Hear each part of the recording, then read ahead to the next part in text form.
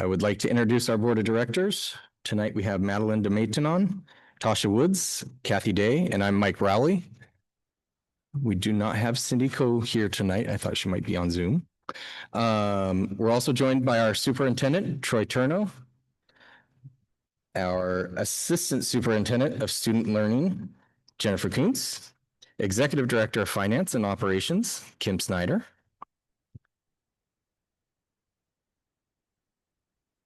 Board, the first action item is our consent agenda. We had the opportunity to review these items individually and seek clarification from the district admin prior to our meeting.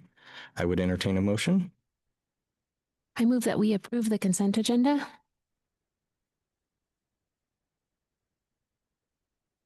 I'll second. Madeline has moved that we accept the consent agenda and Kathy has seconded. Board, any discussion?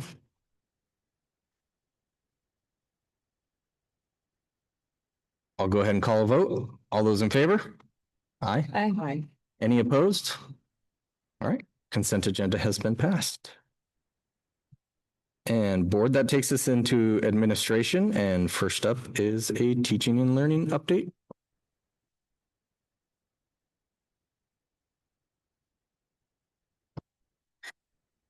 Okay, so this is the August update.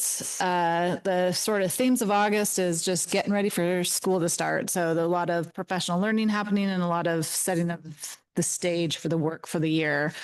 And some of the highlights of some of that work is our admin collaboration and clarity through our admin retreats and other meetings, but you know, we had, I think we've mentioned this, but Nicole Dimich, who came and walked them through next steps with making sure that we have a strong assessment system in place, and that we are driving our instruction with assessments.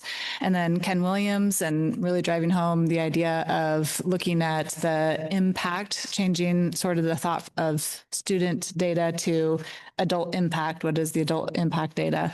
And we've been meeting with principals around their school improvement plans and talking through those, and going over with them the monitoring and support plans for their improvement work for the year, and really just making sure we've laid the groundwork for the work of the year.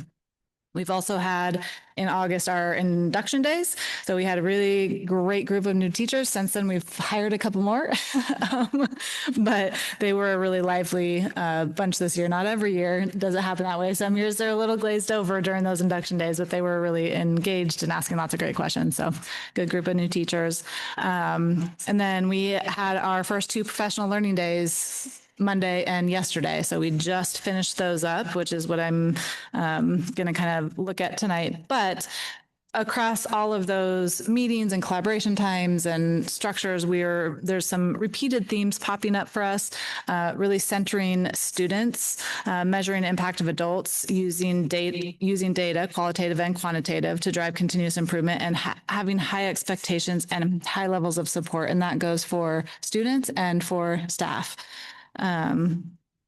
So just going to highlight our last 2 days that we had with our PLD days. Our PLD day number 1, want to thank Joelle Boast, Michelle Beeman, Heather Miles, and Bo Snow. We started our PLD days with Danielson Framework update training, which of course that might not be the most engaging and upbeat topic to start the kickoff with, but it honestly was the only place that it fit in all 3 of our PLD days to ensure that we had the chunk of time that we needed for all staff to be able to receive that training. But they did a fantastic job with going over the Danielson framework, the updates that have occurred with the release of the new 2022 framework. And then Bo had a group up in the library that had gotten the training last year, and if they wanted to attend that instead and do like a deeper dive on Danielson, they could do that. So we had 2 different trainings going on, and everyone did a fantastic job with that. That was day 1. And then I just wanted to kind of come back to some of those common themes that kept popping up during our professional learning time. This was one of the slides from the Danielson training, and just recognizing we've been talking a lot about EDSA cycles, plan, do, study, act, and continuous improvement. And they really highlighted that the framework and the evaluation system really should be focused on a growth cycle for teachers' instruction as well.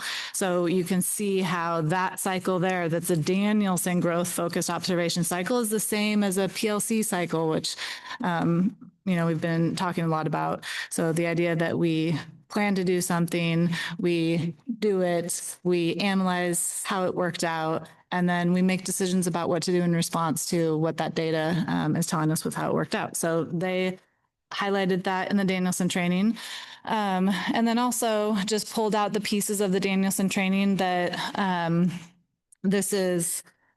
shows that also that the stuff that we're working on really is embedded in the Danielson framework. So when we keep talking about having high expectations for students, that's right there embedded throughout the Danielson framework.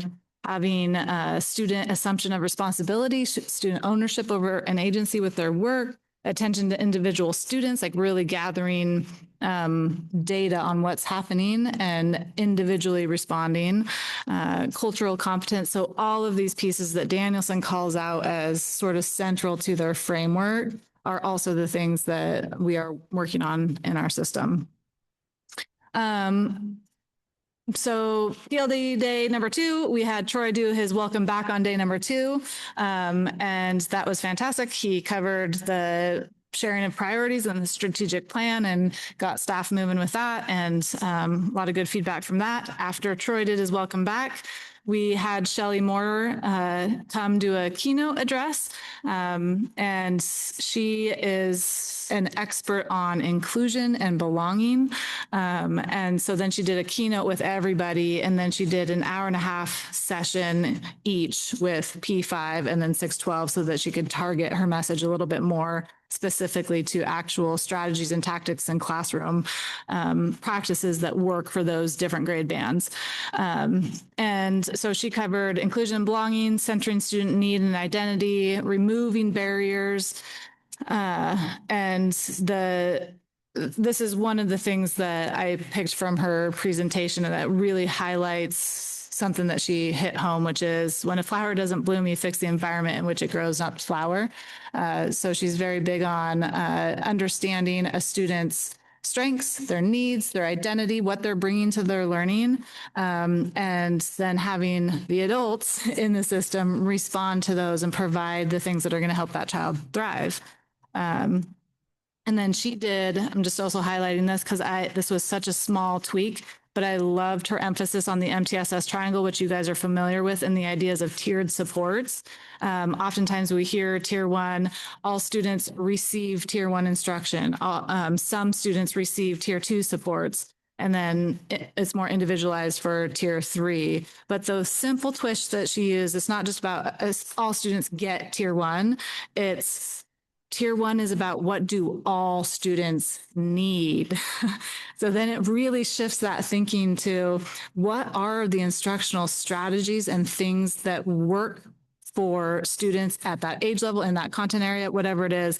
And that's what we have to ensure tier 1 looks like. And then obviously the tier 2 and the tier 3, but that simple change to it's what students need, not just what they get. Like all students get tier 1 instructions. Like this is what all students need.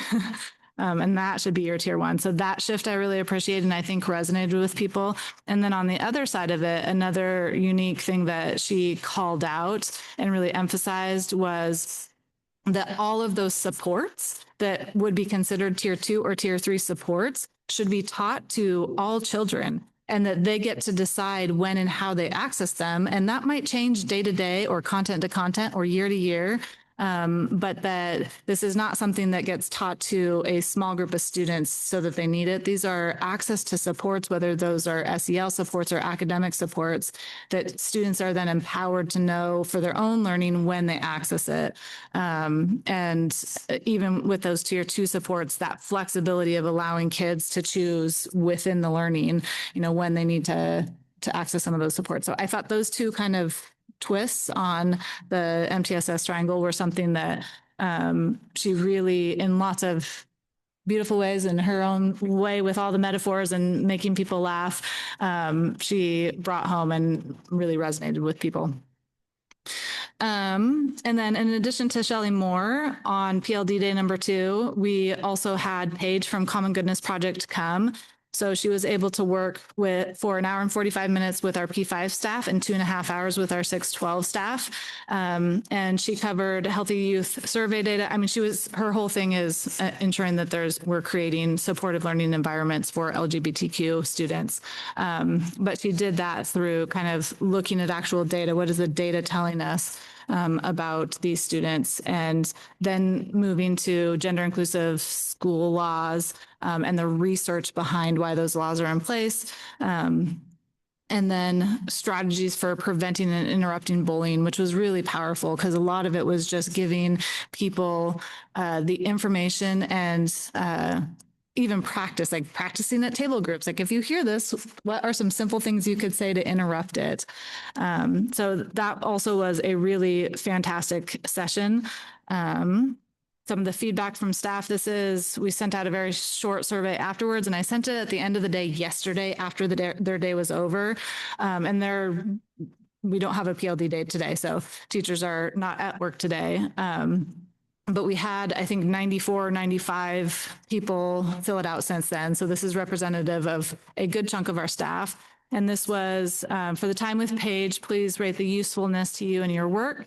And you can see that well over 50% gave it a 4 or 5, and the clear majority gave a 3, 4, or 5.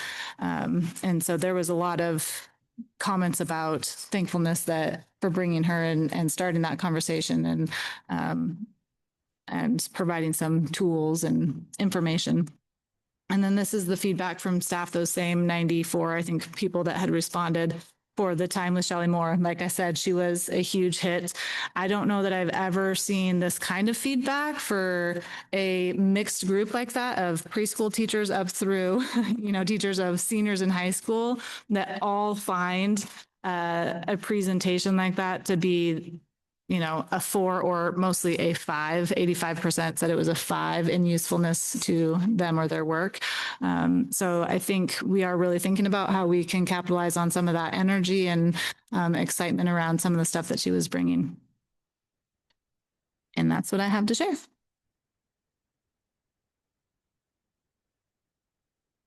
Thank you very much, Jen.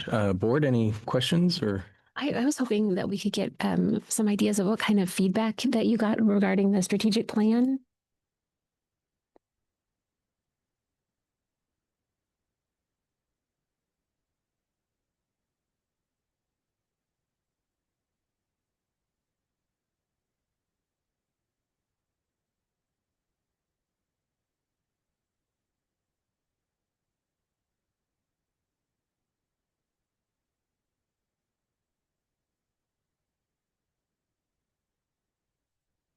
Okay, so mine's pretty straightforward, talking about and kind of double up at the beginning here on a few of the things that Jen was talking about, but kind of putting a little different a lens on it as we have worked through each one of the school improvement plans with principals. I think we did the last 2 today, this morning. And it was funny because we probably today did the 2 most different personality principles. And so we had 2 really different conversations about the same stuff. And so I think it is really important, so Nicole Dimich worked with in May with the choice staff, as part of project-based learning, and they understood it and took the messages to heart and wanted to continue to work on it. So we thought, if that really resonated, let's bring in the admin team. So we asked them to come back after we'd already set the summer schedule on August 1st and do it. And it was really interesting to see, the different things they took away and their different ways of, they definitely understood the message, every single one of them, but then all of a sudden taking it to their teams, thinking about their individual teams and strengths and weaknesses and things that they need to work on. And so throughout our SIP process, which will start the next meeting, our next 3 meetings will be pretty long as we go through that.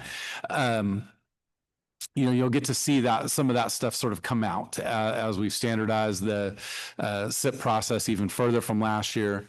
Everybody do the wave, the IDA wave.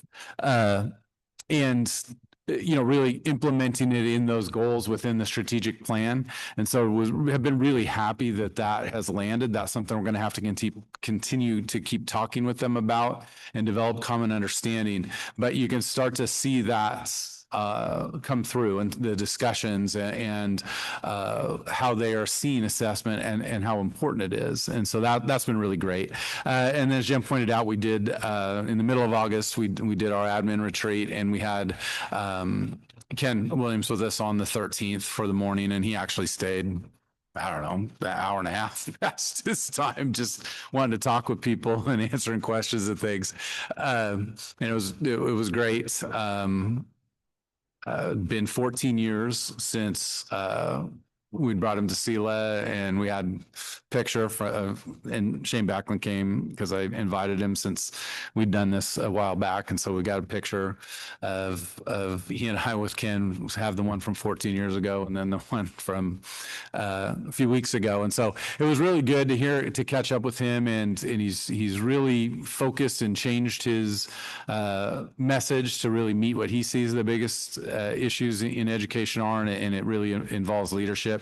And so it's also been really powerful to see how the principals and the teams have been talking about the work, and the ones that had completed their SIPs earlier, and we had gone over it, our thinking adjustment, and Jen used the word, and you'll see it on the next slide for me too. The thing that we're really taking out of that is it's our job as leaders to help support teachers, so everybody in the system is measuring their impact on students. And it's not just enough to say, our fundamental purpose, or the fundamental purpose of any school district, is to ensure high levels of learning for all students. That can still be construed as it's the student's job to learn, and that's not the case. It's our job. We're the ones, as Ken says, we took the money. We're the ones that have the degrees. The kids don't have degrees. Kindergartners don't come to school with degrees. So we have to look at it through that lens. And so it's been really good. And today, like I said, we had two principals that have very different thought process of how they get there, but they were both talking about how they're going to help their staff and therefore themselves, how we're going to measure our impact. And so that's kind of a shift in language that we're using this year. We've always intended that, but that was really, really interesting to hear people say that. We actually had one principal, after they've thought about it, go, well, I wish I could redo my poster, because he has us do kind of a poster of who we are and things like, I wish I could explain it better after I thought. It's like, that's okay. It's all right. So that's been pretty good for us. And then the last 2 days, as Jen went over, have really been good. And some of the because they have in the feedback, they can write what they want. And, well, why didn't we do yesterday, the first day? Why didn't Troy talk? Well, we couldn't get Shelley any other day. That's why we did things the way they did. But she was amazing, and Paige was fantastic as well. It was a long day for our staff yesterday. I mean, it really was. And we knew that going in, and it's hard, and not to try to plan a full day of them without a ton of, transitions and things. And the staff just did a fantastic job. Shelley, during the keynote, is one of the best things I've ever seen. I've seen a lot. She just had them eating out of the palm of her hand, because the way she was laying the message out was something that everybody intends in education, but we get caught up with all the stuff. And I think one of the powerful messages that she gave, that I know our leaders took away, but our staff heard it as well, our teachers heard it as well. And she talked about her mistakes, right? Because as we get better, we really are learning from our mistakes, all the time. And she talked about when she was a teacher, and she inherited, she started out, she's from Canada. Her first teaching job was in New York. And then she came back to Vancouver, and she was excited because she thought she was going to go to an inclusive school.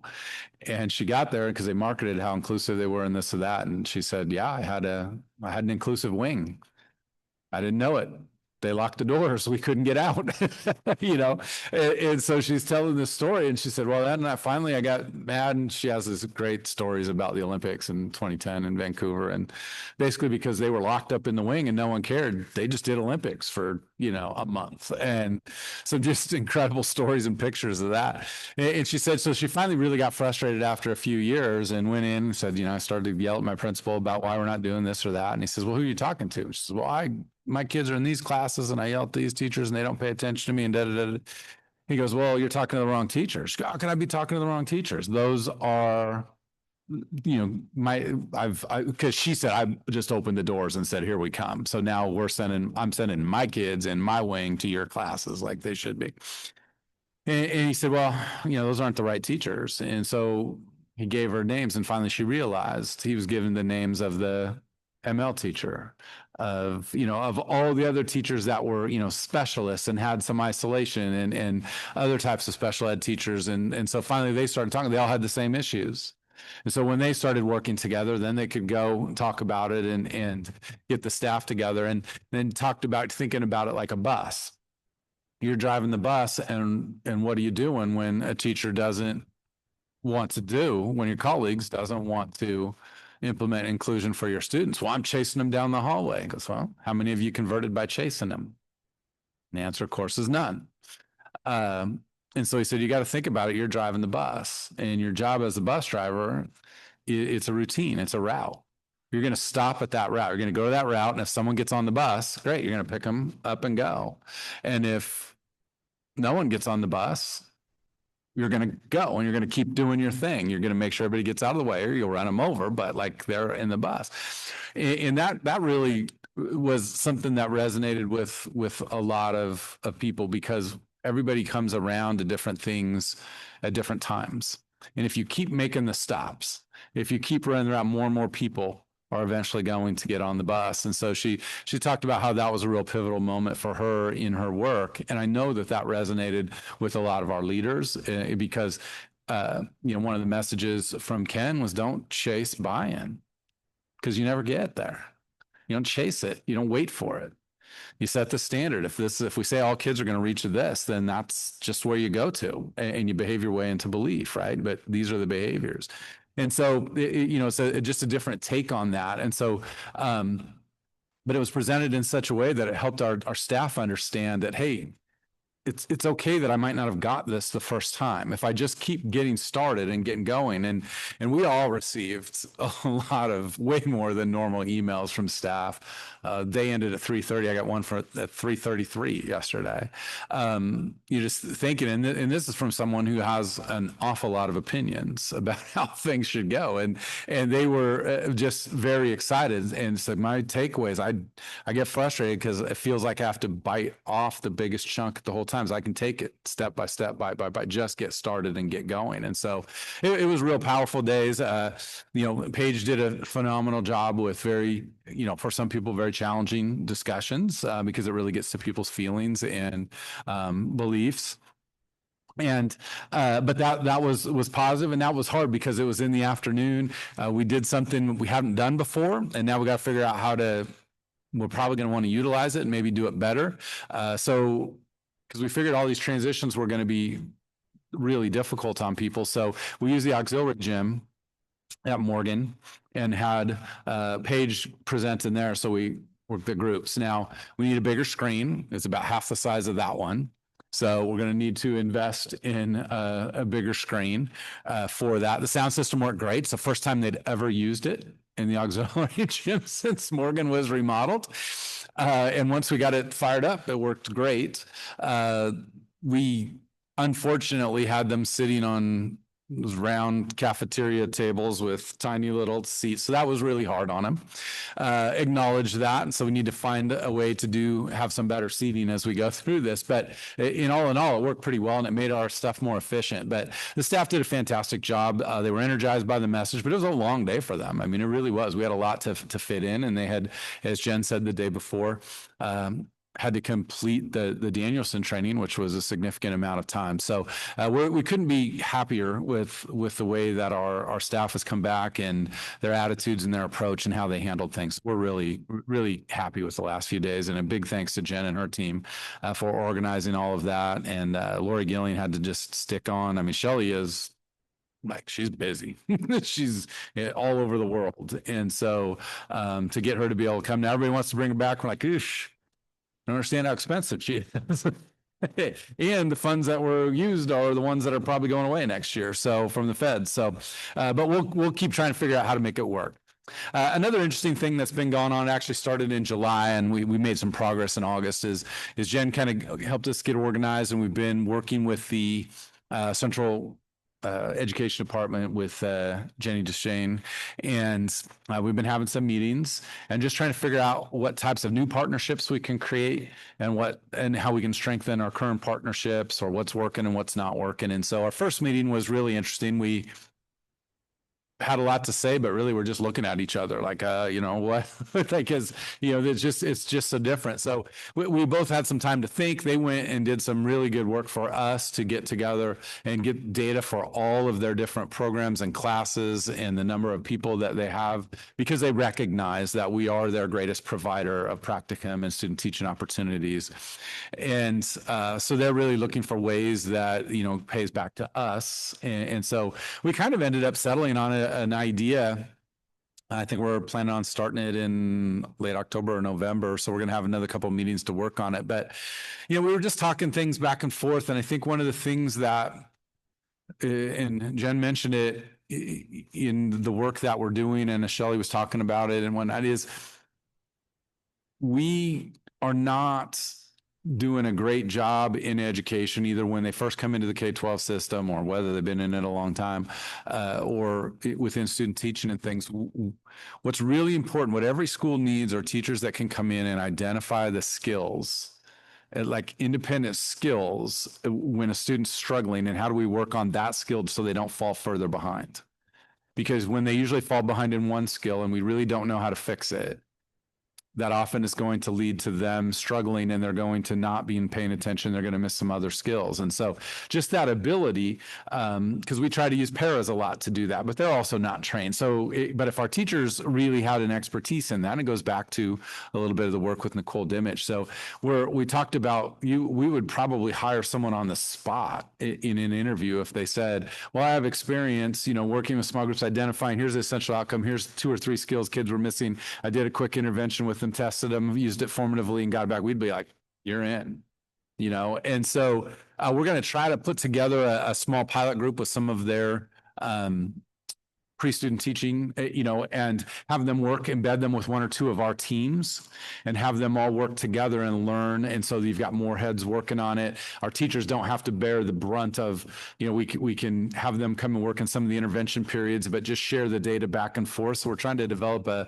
system, because they're like, wow, that's a big hole in our system. And so we're trying to come up with some pretty cool and innovative things with them. So far it's been really good. We've only had 2 meetings, but they've been very productive, and we feel like we're on a path where we're really going to be able to help each other, because with the university here, we really should be learning from each other. And so that's an important thing for us. So we haven't got very far with that, but it's something I'm pretty excited about.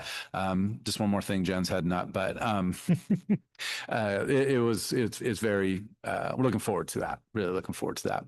All right, Leslie, next one. So I just sort of shared, these are the priorities I shared at my welcome back. They're fairly broad, but just want to get a understanding of sort of what we're working on. And last year we talked about a priority being developing systems to create, that meet our fundamental purpose to ensure high levels of learning for all students. But we added this, that we really want everybody to look at improving our impact. And the reality is that's what Charlotte Danielson wrote her framework for. I mean, that's the express purpose of the framework. The framework was adopted as a teacher improvement tool, a rubric to measure, levels of areas to identify areas to improve and then ways to do that. And of course, the state co-opted it for evaluation purposes, but it's really like, that's what we're trying to do. And that's what we want our PLC teams to do. And the work that the T&L team has come up with, the Plan, Do, Study, Act cycle requirements that we have this year and our walkthroughs and how we're going to share data and things like that, and even to the strategic plan and the data that's shared here at the board level. Like, that's really what we're trying to do. And the strategic plan is intended to impact student learning. So that's kind of a shift. I just wanted people to sort of understand that. Principals have taken to that, and so far as they've been meeting, the teachers are understanding. Yeah, that's really what we're talking about. And we're always going to have an impact, and almost always is it going to be positive. Rarely is it ever going to actually be a negative impact, but it's just about how do we maximize our impact. And that's really, so we're shifting that focus, tied that to our strategic plan, went through it with them. Like I said, we'd send it all in a portrait of a graduate, send it out to them so they all have copies, but went through it. Talked about, how that fits in and how we're developing our systems and designing our systems from the board down through to the classroom with a strategic plan. And so far the responses that I've got to, as I said, Madeline, is been positive. Of course, it's new, and they've all recognized they really don't always know what to do with it because we haven't done anything with it before. So discuss, that's really, our role to help make that happen. But people have been reacted, positively to it. Continued on talking about, we need to develop student learning focused systems and responses to student needs. And then lo and behold, Shelley comes behind me, which I don't even know she was going to say, and makes that point better than I ever could during the keynote. And that's really what we're talking about. And that's really the key to education. And so that's definitely something we've done a lot of work on. And we also got a really nice launch into it. I've talked about that we have to meet the requirements of the settlement. And that's a big deal for us, letting them know that that's something that Rhonda and I and Jen and the team are working on all the time. And we have kept up with what we're supposed to do. Have still not received any feedback from anything that we have submitted to them. So we're just taking that as we're on the right track, and we're just rolling along. And I let everybody know, because we're doing a lot of training, both in the building and we've done a little bit of an introduction to things on our HIB reporting system, not only just the electronic version of using Abre, but like, this is what you do. Rhonda and Joelle worked together, and Joelle created an incredible page on the website for what it all looks like and how the process should go. We're adding in vector, adding what are we doing? Implicit bias. I think that's what we're adding to theirs. That's not something we've had in our package before, and doing that. So we're working hard. That we just need them to understand that that's the sort of why the days are so jam-packed, because we need to get these training in. But I also assured everybody, we probably have the most robust reporting system maybe in the Western United States. Ours is beyond anything, and have done a really good job. We're already seeing it. Rhonda's reacting. Principals are making sure they check in with her on things. We've had 2 things in the last 2 days, to be honest. And so we're going through that process. And far greater efficiency and far greater intention and communication than we have in the past. So it's already paying off for us. Talked about, this is more my role, to advocate with legislators for necessary funding changes and prepare for future budget scenarios. I think we have to be honest. I certainly didn't want to be doom and gloom with them, but pointed out that Washington State's really, we've got some challenges, and the legislature has done some nice things for education, but they also have not prioritized it as the paramount duty. And so we have to go back, explain a little bit about, the power of MSOC for us, how it relates, talked about the federal funding stuff coming, and we didn't send out big panic emails to them over the summer, because honestly, we were only going to lose $185,000 this year, which would have been significant, but it's not like Wahluke losing 3.5 million.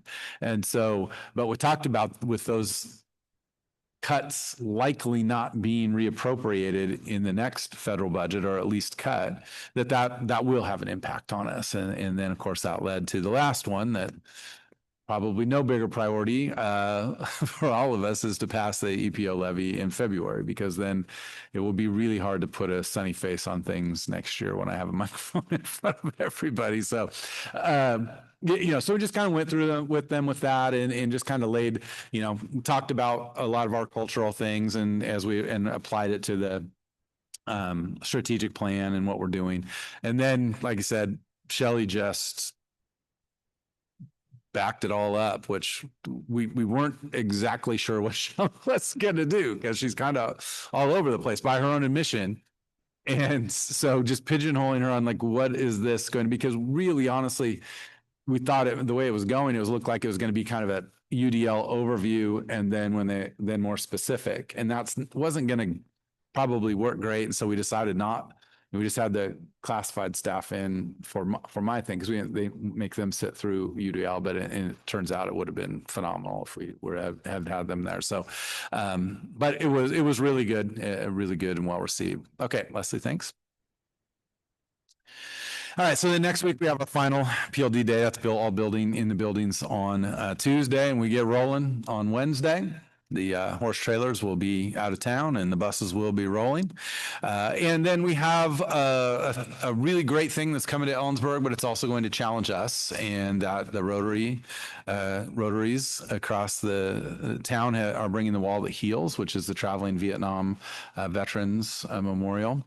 And it's awesome. The problem is they didn't get to pick when it comes, and it's the first week of school, and they really want to get kids there. So that presents an incredible challenge for us. I told them we started working with them, early spring last year, and I said, I love it, but there's no way I can put elementary kids on buses on the third day of school and send elementary, but we can figure out some secondary, So we are still, I thought we had everything ironed out in May, but got a recent email, which I guess is to be expected. So we're still ironing things out. But our plan right now is to take all the seniors and all the 8th graders in 3 rounds. We'll take them at 11,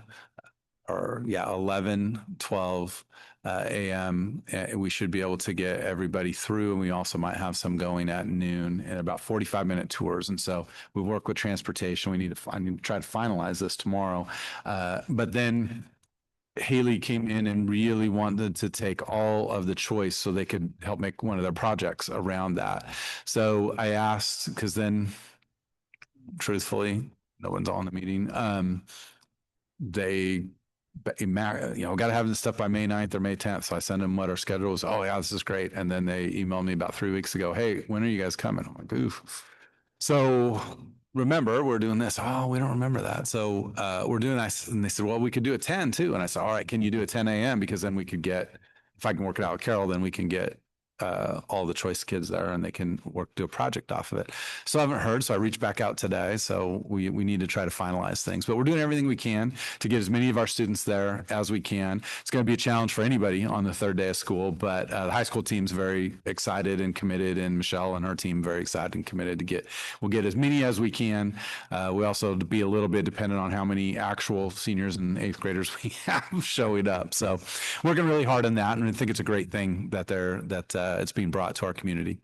And then just some special thanks. Jen touched on a few of these as well, but our tech maintenance transportation teams have been really, really working hard. The transportation team had their day today. They had buses out parked on the street. They were getting all lined up and ready to go. And our maintenance guys just keep rolling. Stuff keeps breaking. It's just natural.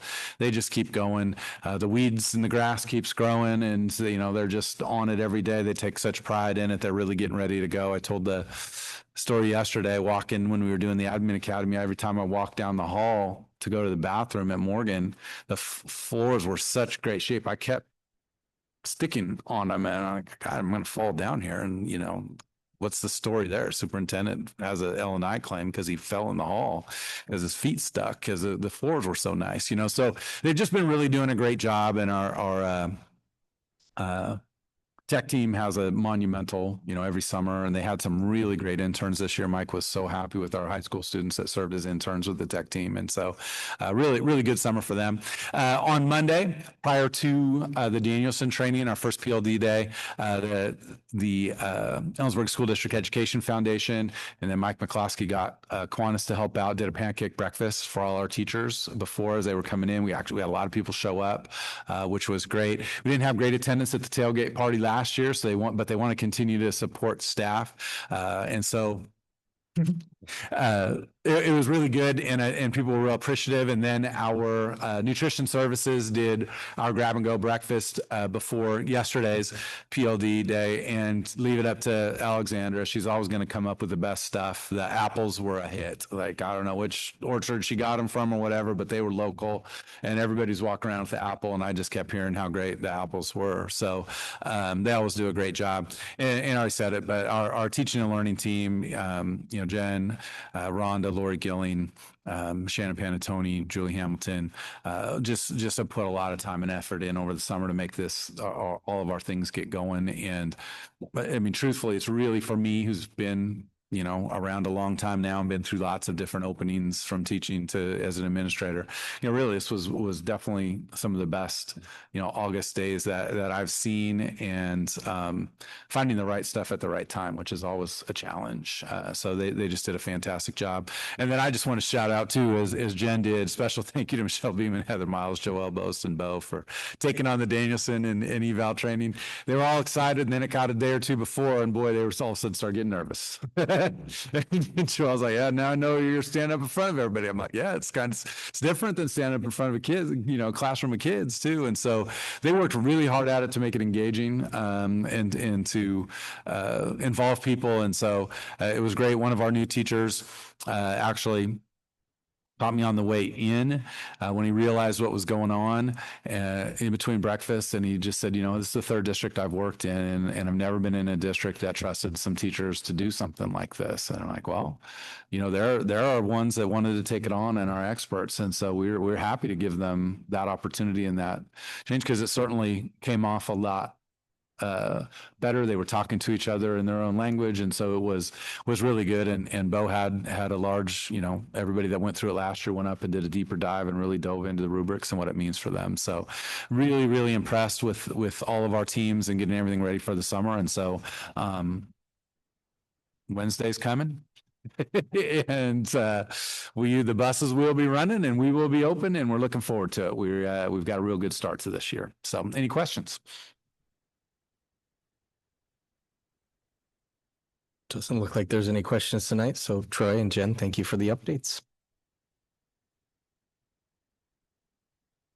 All right, board, that takes us into business. First up is an enrollment report, which has zeros on it. Yeah, it basically has. We have a few open doors program students and a few summer running start. So just so you can see that.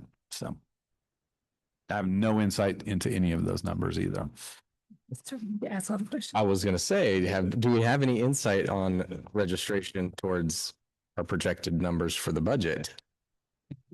Well, we will see. We will start counting on Wednesday, but we have had a little bit of a small uptick in kindergarten numbers. That's why you saw we hired a temporary kindergarten teacher for Lincoln. So we're not exactly where we thought we were going to be at the end of the year, but we have had that expected bump in people coming in and registering. Thank you very much. All right. Next up is our financial update, and Kim.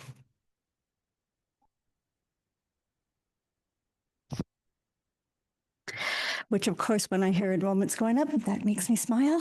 Makes me happy. So tonight I'm going to be going over the July financial update. It's our 11th month into the fiscal year.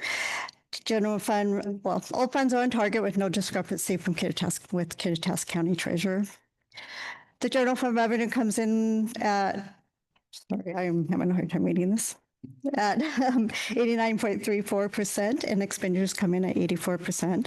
The fund balance is sitting at 10.1 million or 16.58%. For the month of July, the district sent a total of 4.4 million, which is made up of 83% on salaries and benefits, 8% on supplies, and some of our biggest expenses was 47,000 to NWEA for our map assessment, 139,000 to Northwest Textburg and Biozone Corp for curriculum, and then 9% on professional services. And some of those big expenditures came in. District transportation software and routing system came in 27,000. ESD 105 contract for data services in the amount of 39,000.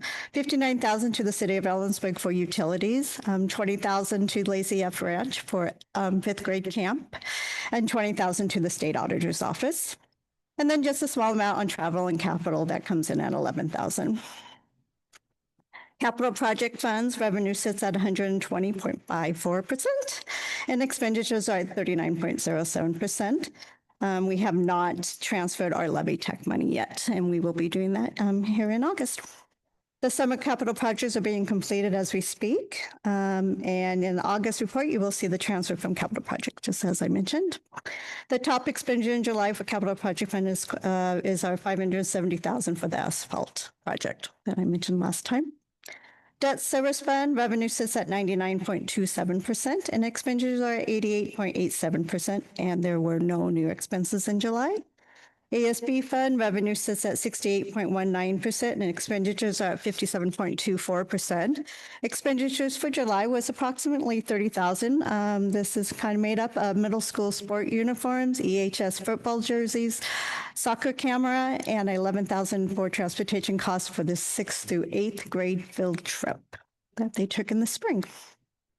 Private purpose fund, the fund balance is sitting at 34,000, and there were no expenditures in July. And transportation vehicle fund, the revenue for this fund came in at 8.39% and 33.56 for expenditures, and there were no expenditures in July. The only thing I want to mention, or I'll ask if there's any questions on this. And then I also just want to mention that we kind of had a hiccup this last week, which gave me a big surprise when I got an email saying one of our vendors said that our checks were bouncing and that it did not go through. The reason for that was the county implemented a new system for all their banking, and of course we go through the county. And so the system wasn't talking correctly to the bank. They thought everything was good, but it wasn't. And so they are working with the bank, and we're getting it resolved right now. We're working very closely with the vendors that are affected with it. We're hoping by Tuesday that everything will be cleared, and we'll either have to reissue, or some of them we were able to send back, and the checks are starting to go through. So I just wanted to mention that to you guys, just in case you hear anything out there, that we're good. We do have money. It's but it did give me a little bit of a heart attack at first, but we are working close with them, and we all know how new systems can go sometimes. But that's all I have. And board, no questions for Kim? All right, thank you for the update, Kim. All right, board, that takes us into a couple of policies tonight that we have second readings on. First one is policy 3205, sexual harassment of students prohibited.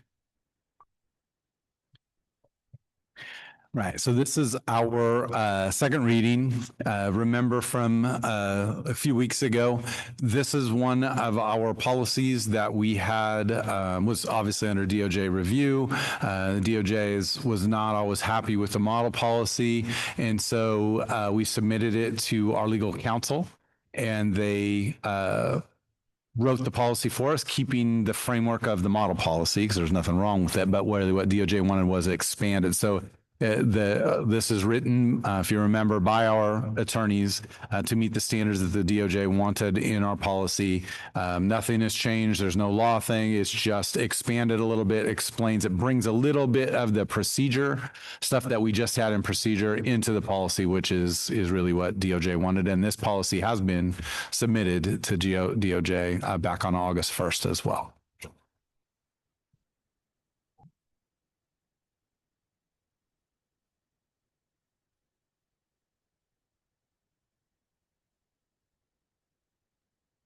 I move that we approve policy 3205. I second. Kathy has moved that we adopt policy 3205 and Madeline has seconded. Board, any discussion? Okay. Call a vote. All those in favor? Aye. Any opposed? All right. Policy 3205 has been passed.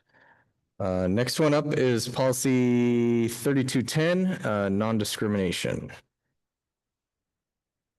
Same deal. Another policy that was DOJ wanted us to have reviewed, and by them as well as our ZSD 105, our consultants.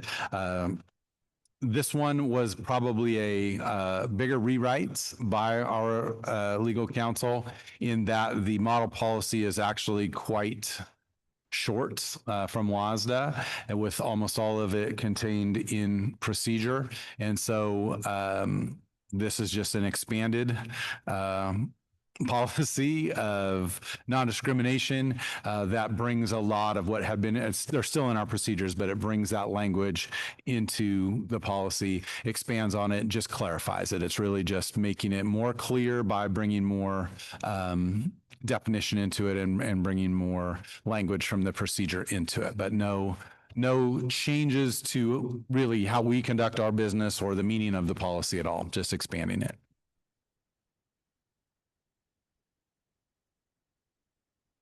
I move that we adopt policy 3210. I second. Kathy has moved that we adopt policy 3210 and Madeline is seconded. Board, any discussion or questions? Okay, I'll call a vote. All those in favor? Aye. Any opposed? All right, policy 3210 has been adopted. That takes us into community input and public comment, and we do not have.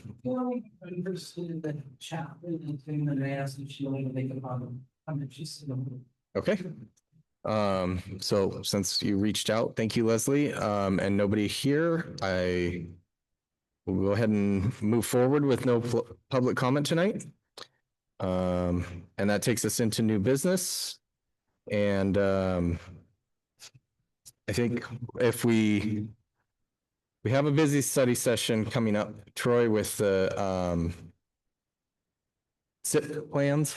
However, if we could build in maybe just a little bit of time, we have the General Assembly coming up in September, and Tasha is going to be our representative for it. And so we were thinking that maybe we could have just a little bit of time to discuss some topics to help Tasha with that. And if you want to say anything about that too. It's all on WASDA's website, right? The General Assembly, and you can see all the proposals and the work that's gone through it. There's a caucus in September also that will happen before that, but there's a list and only one of us can vote. And then that will be the ledge proposals going forward, which will be presented at WASDA, I believe, right? It'll be on the website in October, but it'll be discussed at WASDA.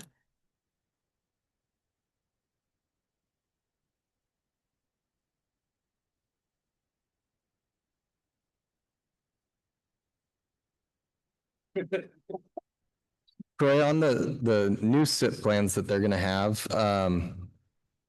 will they give a little recap of what they hit and what they missed from their previous SIP plan? Yeah, we can definitely Okay. have that. Yeah, because it should be building off each other, even though we reorganized it a little bit. But yeah, definitely. Okay, great.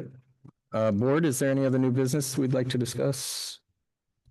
I did just have a question. When are we going to circle back on the sponsorship, advertising, promoting? We were thinking about maybe trying to rewrite that. Is that going to be our work day, part of our work day, or I would say we can start discussing it there, and that we once we kind of get through the SIPs, then we would come back? be able Okay. to come back around to that. Yeah. Thank you, Kathy.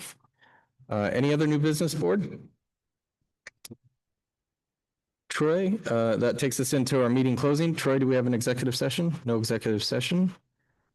Clarification and next steps.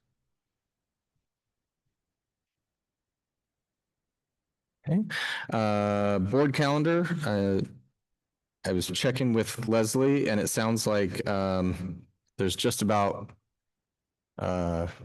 one day that works for almost everybody for the work day, and I think it was like the 19th is what it's probably aiming to be, which would be Friday, September 19th. The only one that won't be here is Tasha, but We'll see. we've just, I'll rearrange. oh, okay. Okay, Yeah, that'd be great. It's important for us to get a little earlier this year. yeah. So if you haven't filled out your doodle, oh, I think I was the last one if there was 4 answers already, so sorry, I was delayed. Anything else from the board calendar? Oh, and then there was one other thing, that in the email you sent me. Yeah, for the conference, make sure we have our, get our references to Leslie, so. Signing of official documents tonight, yes, okay, so please don't run off. If there's nothing else, board, and I'm looking, I'll go ahead and adjourn. Well, let me just say, welcome back, teachers and admin and staff, and good luck with the first week of school, and hopefully it's a great one. I'll go ahead and adjourn. Thank you.